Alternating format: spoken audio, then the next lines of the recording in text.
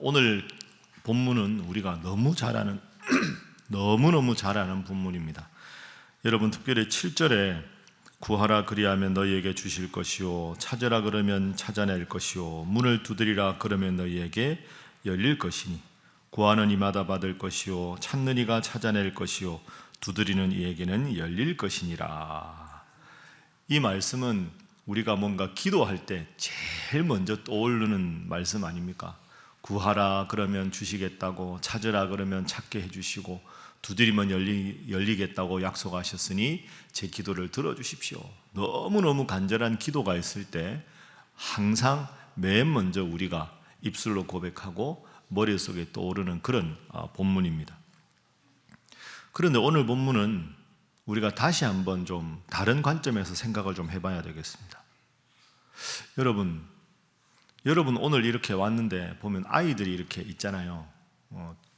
중간중간에 아주 열심히 오는 애들이 있는데 이 아이들이 스스로 일어났을까요? 부모님이 깨웠을까요? 잘 모르지만 부모님이 깨운 경우가 많지 않겠습니까?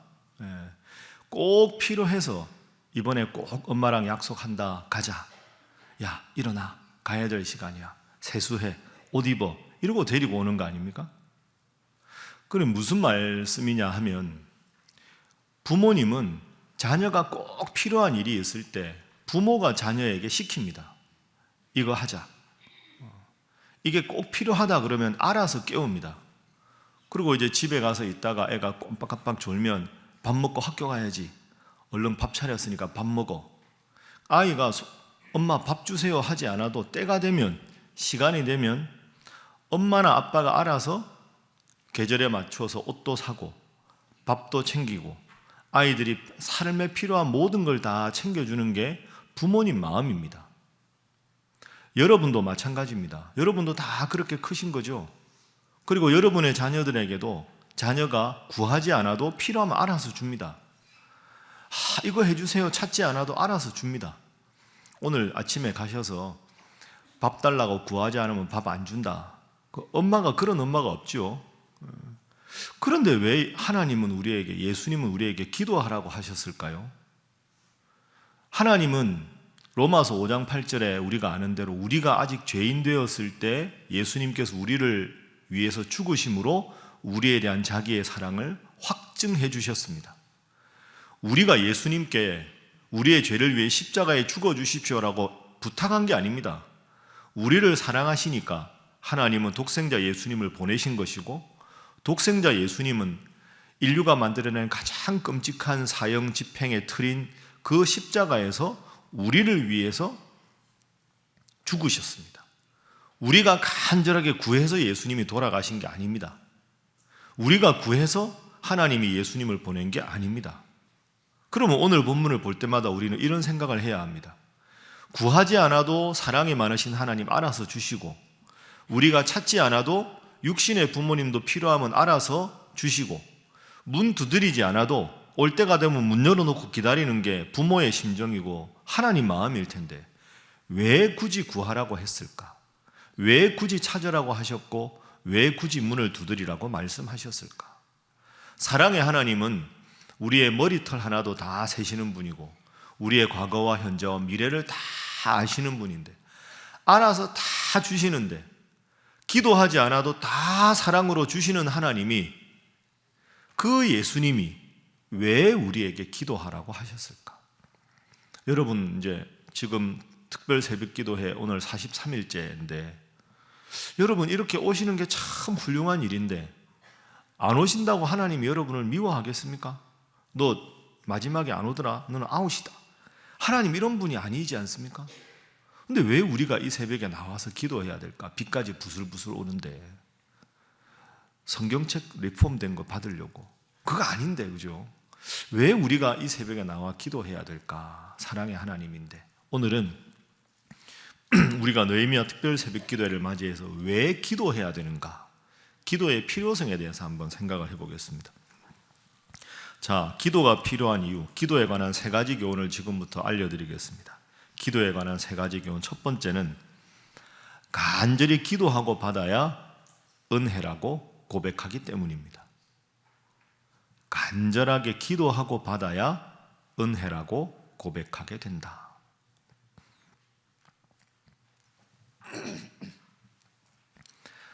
자, 저를 한번 따라해 보시죠. 간절하게 기도하고 받아야 하나님의 은혜라고 고백하게 된다. 여러분 믿습니까? 예. 이게 매우 중요합니다. 우리가 기도하지 않아도 하나님은 우리가 필요한 걸 알아서 다 주십니다. 그러나 우리가 기도하지 않고 받으면 하나님의 은혜라는 걸 잊어버립니다. 우리가 연약한 죄인이라서 그렇습니다. 아이들 이야기를 예를 한번 들어볼까요?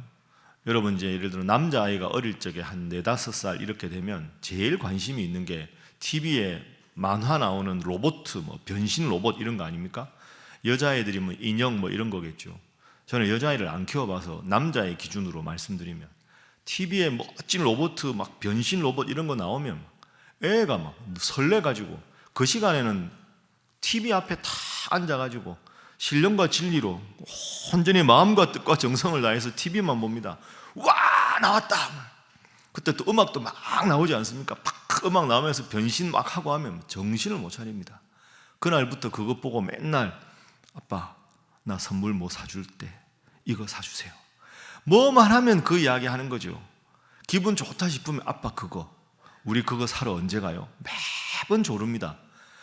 오직 관심이 그것에만 있습니다. 아유 저거 좀 기다려보자 하고 있어도 항상 내 해도 눈빛은 아빠 빨리 사주세요. 그거 사주세요. 그게 이제 아이의 마음 아닙니까? 그러다가 예를 들어서 계기가 생겨서 그 변신 로봇을 사줍니다. 그럼 그거 사러 가서 그걸 탁 안겨주는 순간 천하를 얻은 겁니다. 아이는 너무 좋아합니다. 그날 집에 오면 안 하던 뽀뽀를 막 하고 아빠가 세상에서 제일 좋아요. 최고의 아빠예요. 로봇 하나 사주고는 최고의 아빠라는 소리를 얼마나 많이 하는지.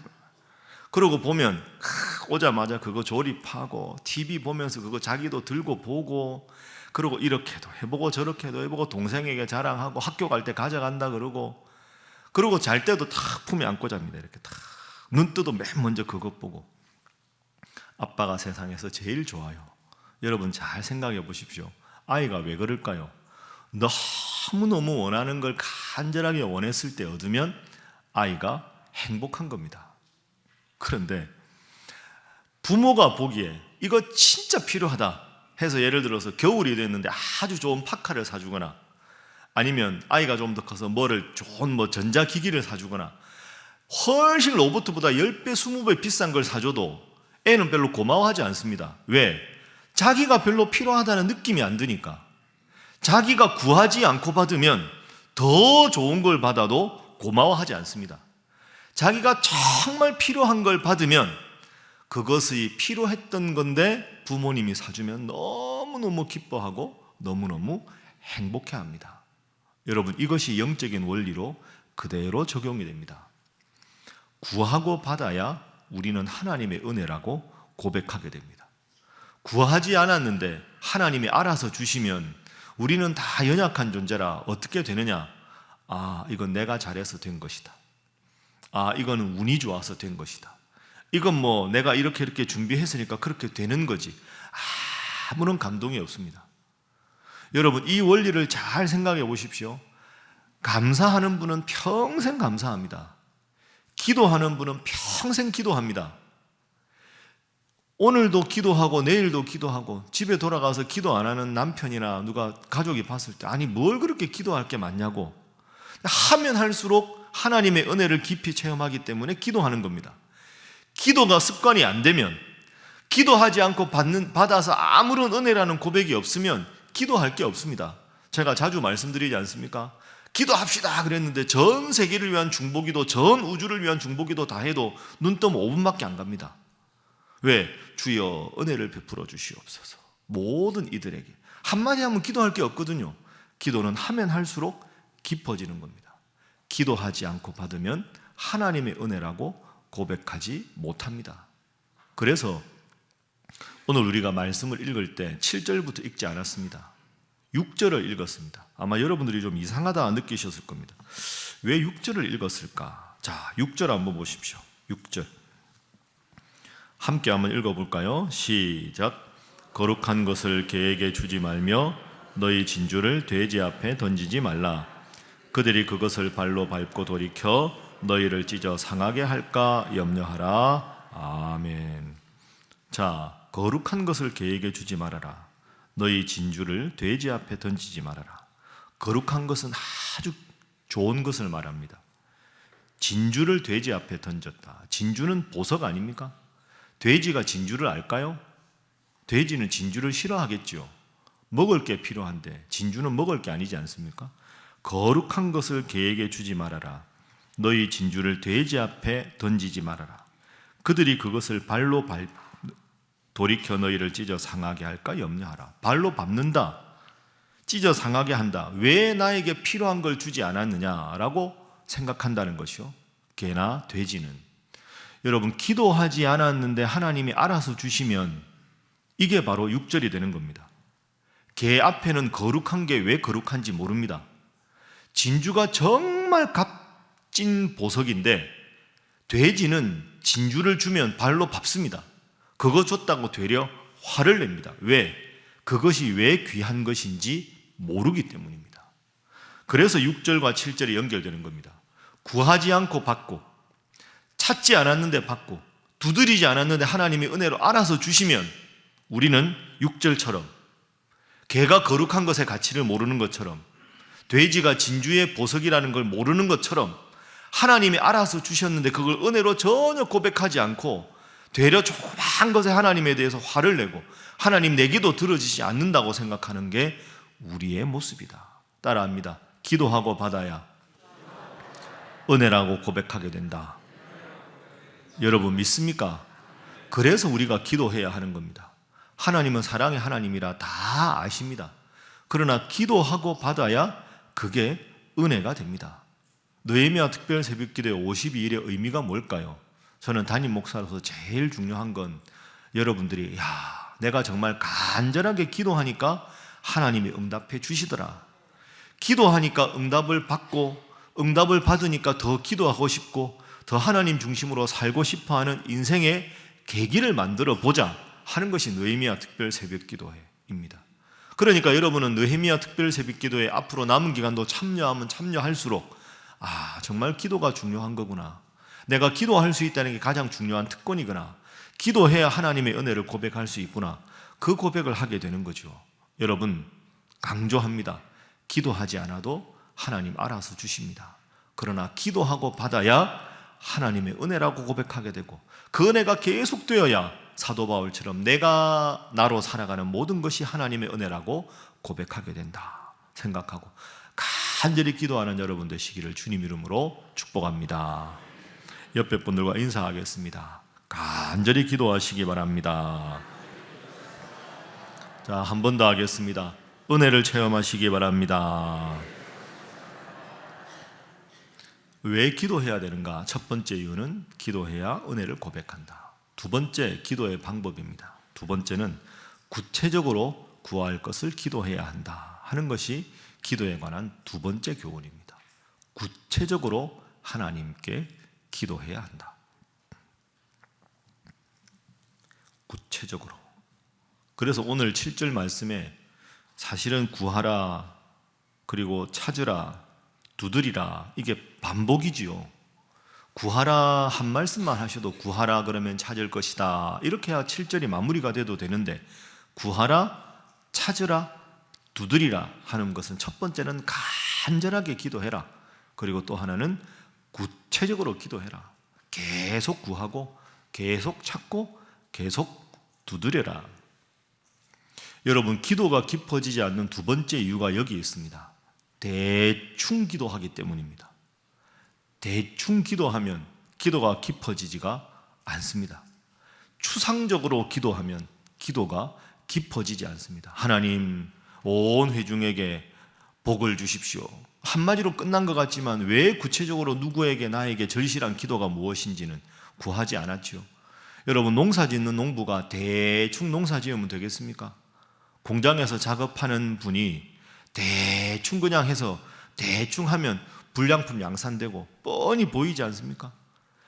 구하라, 찾으라, 두드리라 이걸 3번 반복하신 이유는 구체적으로 기도하라 하는 뜻입니다. 옷을 하나를 입어도 색깔을 맞춰서 입어야 하고, 밥을 하고 밤찬을 해도 다 맞춰서 해야 되는 식으로 하나하나 매우 구체적으로 해야 되는 이유가 여기 있습니다. 여러분, 구체적으로 기도할 수 있으려면 문제 해결자가 하나님이라는 걸 고백해야 구체적인 기도가 가능합니다. 기도가 깊어지지 않으면 한두 마디로 그냥 5분 기도하니까 더 이상 기도할 게 없어집니다. 간절함도 없고 구체적인 게 없으면 돌아가면서도 합니다, 마음이. 여러분 그런 경험 있을 겁니다. 기도에 왔는데 기도가 잘 안 되더라. 그러고 돌아가면 마음이 괜히 휑하고 텅 빈 것 같고, 그러면서 마음속에 문득 무슨 생각이 드는 거죠. 기도했다는 생각은 다 잊어버리고 내가 오늘 해결해야 될 문제, 이것만 계속 마음속에 남는 겁니다.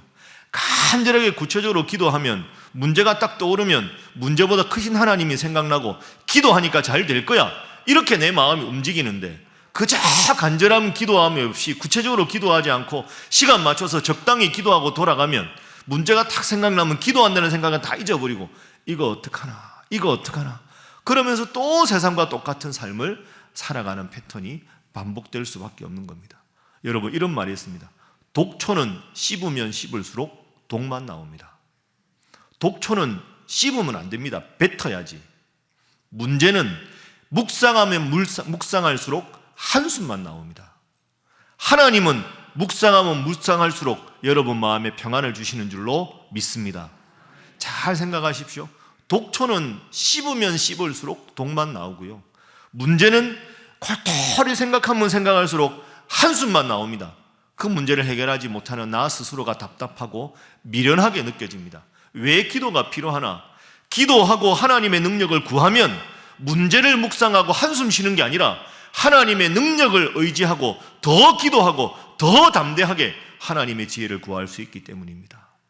그래서 우리가 간절하게 구체적으로 기도하셔야 합니다. 오늘 새벽에도 여러분 다 기도 제목 들고 오셨을 텐데요, 구체적으로 기도하십시오. 하나님 앞에 간절하게 기도하십시오. 두 손을 올리고 간절하게 기도하십시오. 목사님, 그건 제 스타일이 아닌데요. 스타일이 뭐 하나입니까?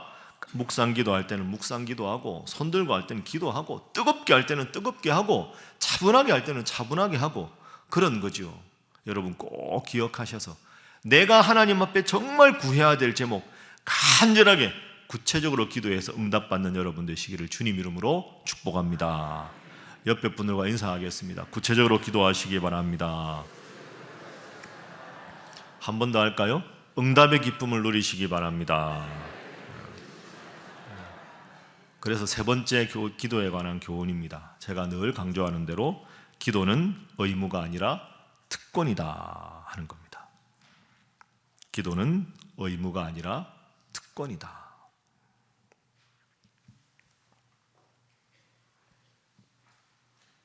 따라합니다. 기도는 의무가 아니라 특권이다. 여러분 믿습니까? 예를 들어서 두 사람이 대화를 이렇게 하면, 이제 예를 들어 지위가 생각하면 높은 사람, 낮은 사람이 있고, 부모와 자녀가 대화를 이렇게 하지 않습니까? 그러면 대화를 하지 않으면 자기 생각의 상대방을 이해합니다. 그럼 오해가 생깁니다. 그죠? 여러분도 그런 경우 많고, 충분히 만나서 대화하다 보면 아무 문제도 아닌데 그렇게 안 하고 왜 이걸 이렇게 했을까라고 내 생각만 하고 그 사람을 이해하면, 내 생각만으로 그분을 이해하게 되면 그분의 마음을 헤아리지 못합니다. 그러면 마음이 불편할 때도 있고요, 상처가 될 때도 있습니다. 그럴 때는 상대방과 충분히 대화를 해보면, 이게 이래서 이분이 이렇게 말씀하셨고 이걸 이렇게 행동하셨구나, 충분히 이해가 되면 아무런 오해가 없고 더 신뢰가 깊어집니다. 그런데 대화를 하지 않고 내 입장에서만 생각하면 아쉬운 마음도 들고 다른 사람을 쉽게 판단하고 섭섭한 마음이 들 수도 있습니다. 기도도 마찬가지입니다. 우리는 하나님 앞에 구할 것을 정확하게 구체적으로 간절하게 기도하지 않고 내가 원하는 때 내가 원하는 방법으로 응답이 되지 않으면 하나님에 대해서 쉽게 생각합니다. 하나님은 나를 사랑하지 않아. 하나님은 이제 내 기도를 안 들으시나 봐. 하나님이 기도를 들으신다는 게 정말일까? 자꾸 이런 마음을, 의심을 품게 됩니다. 그런데 구체적으로 기도하면, 기도는 하나님과 우리의 대화 아닙니까? 간절히 하나님 앞에 그럴 때일수록 기도하면 하나님께서 우리에게 응답을 주십니다. 하나님이 이 기도를 응답해 주실 때도 있고, 때로는 하나님이 응답을 해주지 않으셔도 기도 중에 이 기도는 내가 좀 더 이 문제를 놓고 간절히 기도하기를 바라시는구나, 그런 마음을 하나님이 주실 때도 있고, 때로는 이 기도는 내가 가만히 생각해 보니 너무 내 욕심만 구했구나, 내가 이 기도를 이렇게 좀 더 성숙하게 바꾸어야 되겠구나 라는 마음도 하나님이 주십니다. 기도는 하나님과 우리의 대화인데, 기도가 얕아진다, 기도하지 않는다 하는 것은 하나님 앞에 우리가 대화하지 않는다는 뜻입니다.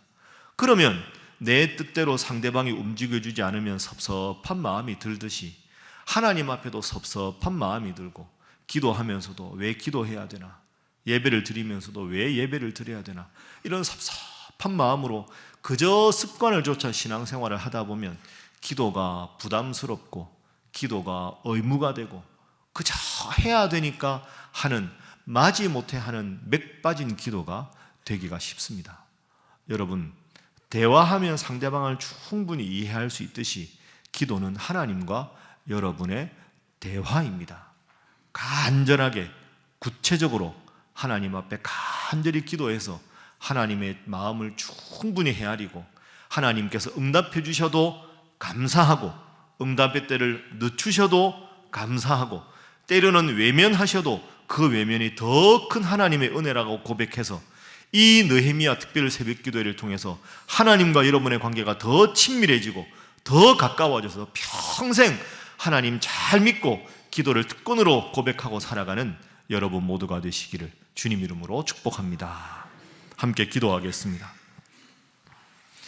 이 시간 우리 간절히 하나님 앞에 기도하겠습니다. 오늘 세 가지 우리가 배웠습니다. 기도하지 않고도 하나님 다 주십니다. 그러나 기도하지 않고 받으면 그저 하나님의 은혜라고 생각하지 못하고 내가 잘해서 생각한다, 내가 잘해서 이 일이 되었다, 그러면 결국은 하나님이 복의 근원이신데 그 복의 근원이신 하나님을 잊어버리는 결과가 됩니다. 그래서 우리는 기도해야 합니다. 기도는 여러분 간절하게 구체적으로 기도해야 합니다. 그리고 기도는 우리의 의무가 아니라 특권입니다. 생각하면서 하나님, 내 남은 인생 하나님 앞에 기도하는 일에 전심전력을 다하게 하여 주시옵소서. 기도가 특권임을 깨닫고 문제 앞에 늘 봉착할 때마다 하나님 앞에 기도로 시작하고 기도로 마치는, 느헤미야와 같이 느헤미야 1장에서도 기도하고 마지막 13장에서도 하나님 앞에 기도해서 역사의 길이 빛나는 위대한 신앙의 사람 느헤미야로 남은 것처럼 하나님, 저로 하여금 기도하는 자 되게 하여 주시옵소서. 하나님, 기도가 특권임을 철저하게 깨닫게 하여 주시옵소서. 하나님, 기도하여 기도의 응답을 주신 하나님 앞에 더 큰 영광을 돌리게 하여 주시옵소서. 주여, 저로 하여금 기도하는 자 되게 하여 주옵소서. 이 제목으로 다 함께 주님 앞에 기도합니다. 주여 믿습니다. 주여 믿습니다. 주여 믿습니다.